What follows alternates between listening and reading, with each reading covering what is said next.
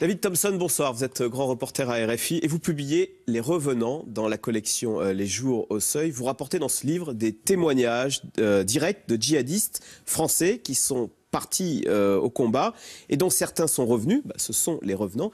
Et ce qui frappe dans votre livre, c'est que vous dites ceux qui sont revenus ne sont pas repentis malgré les horreurs qui les hantent toujours de ce qu'ils ont vu au sein de l'État islamique. En effet, c'est l'enseignement de ces entretiens que j'ai menés pendant 2 ans et demi avec des djihadistes français et des Françaises qui reviennent de Syrie et d'Irak. La plupart d'entre eux restent dans une radicalité au moins religieuse, sinon violente. On voit qu'il y a une jeune femme qui s'exprime dans le livre, qui a passé un peu moins d'1 an au sein de l'État islamique, qui a vécu les pires injustices au sein de l'État islamique, emprisonnée, ses biens confisqués après la mort de son mari, et qui revient en France et qui continue de défendre les attentats, qui continue de se dire favorable au projet de l'État islamique, en expliquant que ce projet garde toute sa pureté, les émirs, la hiérarchie gardent ça reste quelque chose de positif. Le problème, selon elle, c'est les Français de l'État islamique qui ont apporté des mauvais comportements de France. Oui, vous le dites, hein, donc vous racontez l'histoire de ces Françaises qui s'ennuient là-bas, qui se retrouvent entre elles, mais qui disent « je rentrerai en France par la Grèce et je viendrai tous les égorger ». Une autre qui carrément, on rentre en France avec de faux papiers pour le 14 juillet, on rentre dans la foule, on enlève le djihad et on tire. Et on aurait pu aussi citer l'exemple de cette mère de famille dont le fils français de 12 ans a été tué au combat et qui pleure, mais de joie, et qui, après la mort d'un autre de ses fils et de son mari, se dit « avec ce sacrifice, je vais avoir la possibilité de demander l'autorisation de faire une opération kamikaze à l'émir Abou Bakr al-Baghdadi, le numéro 1 de l'État islamique. » Donc l'idée, c'est pas simplement de faire dans le sensationnalisme avec ces propos-là, c'est de montrer que les femmes, contrairement à ce qu'on a cru en France pendant 2 ans et demi, 3 ans, ne sont pas dans une situation de soumission, dans une logique de soumission victimaire à la domination masculine. Elles sont elles-mêmes, elles ne sont pas du tout suiveuses. On a pensé qu'elles étaient des victimes. Ouais. Alors en réalité, elles sont moteurs bien souvent dans la radicalité d'un couple djihadiste. Alors, vous racontez le sort de ces femmes qui viennent, quand même beaucoup viennent rejoindre, vivre une belle aventure en Syrie. Qu'est-ce qui leur arrive quand elles arrivent en Syrie? On les met dans des madafas, des maisons de femmes. Pour les femmes, on va dire que tout se passe bien là-bas, jusqu'au moment de la perte du mari. Les problèmes pour une femme djihadiste en Syrie commencent au moment du veuvage. Or, le veuvage, ça arrive assez souvent, puisque au moins 1/5 des Français sont tués là-bas, des djihadistes français.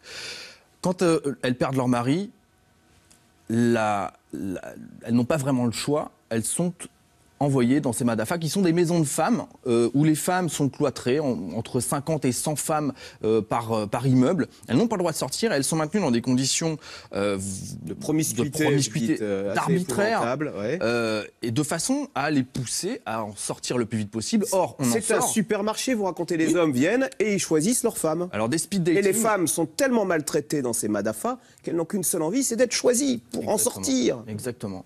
Et alors, ces unions se passent sous la forme de speed dating, il n'y a pas d'autre terme.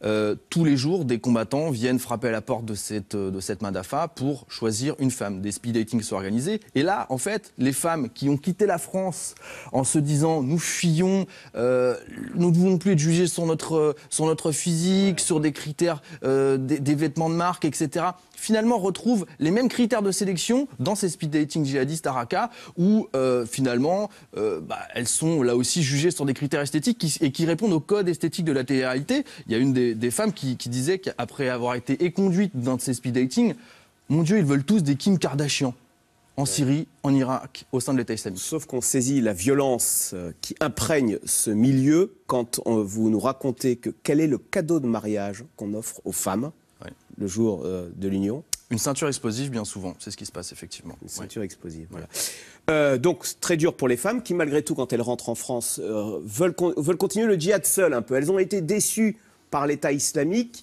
ou par Al-Qaïda, mais elles veulent continuer. Et c'est la même chose pour les hommes, ceux qui sont partis pour combattre pour l'État islamique, avaient un peu idéalisé le combat, l'aventure. On a trop négligé, je pense, en France. Alors, quand je dis on, je parle des autorités françaises, la dimension politique et religieuse du projet djihadiste. Ils sont dans cette conviction. On s'est en France un petit peu arc-bouté sur l'analyse de la grille de lecture sectaire. La grille de lecture sectaire, on ne peut pas l'évacuer totalement, mais elle arrange tout le monde parce qu'elle permet de dire ça n'a rien à voir avec la religion, ça n'a rien à voir avec la politique. Donc ça évite de se poser trop de questions sur des sujets qui sont très sensibles. Or, évidemment, c'est éminemment politique et religieux. Je dis ça parce que eux, ils sont dans cette conviction et ils partent pour un projet idéal à leurs yeux. Un projet de vie, de famille, une promesse d'hypersexualité.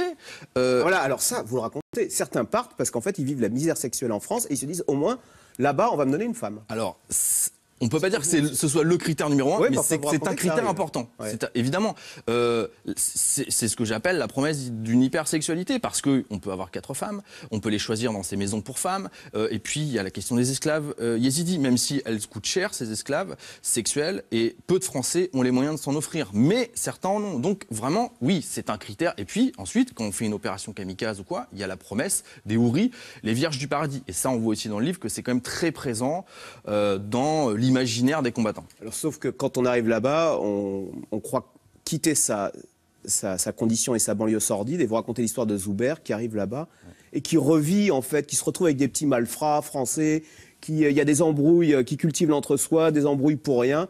En fait, il dit qu'il est très déçu par ce qu'il vit là-bas.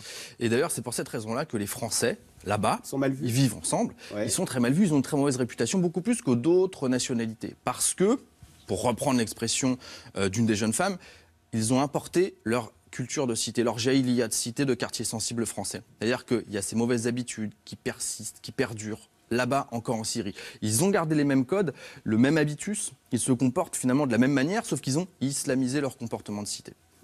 Dans les ressorts qui nourrissent cette haine et cette volonté de revenir en France pour frapper la France, il y a quelque chose que vous dites et qu'on n'entend pas souvent. Vous dites qu'il y a du ressentiment colonial. Et oui, quand je pose la question à un combattant de l'État islamique, pourquoi la France est le pays le plus menacé, le plus visé, il dit, c'est simple pour lui, hein, et là effectivement, il y a ces impensés post-coloniaux ou coloniaux, il y a ce traumatisme originel. Pour des gens qui ont 20 ans, qui n'ont jamais vécu ça, mais qui vivent encore ça comme une humiliation, il me répond, la France, elle est, je cite, ennemie de l'islam aujourd'hui dans sa politique. Laïcité, interdiction du voile intégral, les polémiques, voilà. Et dans son histoire. Et quand il parle de l'histoire, évidemment, il dit, nous sommes... Et oui, les Français sont venus envahir l'Algérie, ils ont commis des assassinats, etc. Et nous sommes... Eh ben, on va venger. Bien sûr. Voilà. Et vous commencez cette histoire par les drames familiaux. Vous racontez cette histoire de médecins d'origine algérienne, très bien intégrés, qui vivent dans un pavillon cousu, etc. Et l'un des fils décide, donc, part faire le combat en Syrie. Ouais. Et toute la famille, les deux parents qui sont des médecins respectables, et les 2 filles très bien intégrées, tous vont partir. Ça fait scénario de film, vont partir en Syrie. Est-ce qu'ils vont arriver à récupérer le fils ? Et alors, ils arrivent finalement dans des conditions rocambolesques. Ils le trouvent au fin fond de l'État islamique, à côté de la ville de Deir ez-Zor, avec une balle dans le ventre, un bout d'intestin arraché. Ils le remettent sur pied et ils parviennent, là encore, dans des conditions absolument rocambolesques. C'est vrai, on croirait un scénario de film, une fiction, mais c'est la réalité, à l'exfiltrer avec l'aide des autorités consulaires françaises. Cette histoire, elle est importante parce que, en soi... Avec l'aide, c'est-à-dire qu'au fond, l'État aide les revenants à revenir, même alors qu'ils veulent égorger, comme ils disent dans le livre. À un moment où certains politiques disent on va les empêcher de rentrer, la réalité c'est que c'est exactement l'inverse qui se passe.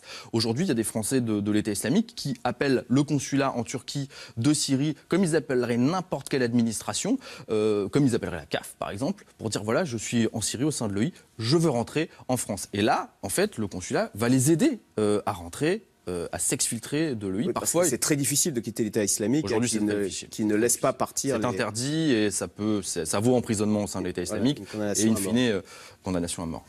Merci beaucoup David Thompson, donc, auteur de ce livre passionnant. Hein. Vraiment, ça se lit, c'est passionnant et c'est très intéressant. Les Revenants, donc collection Les Jours aux éditions du Seuil. Merci.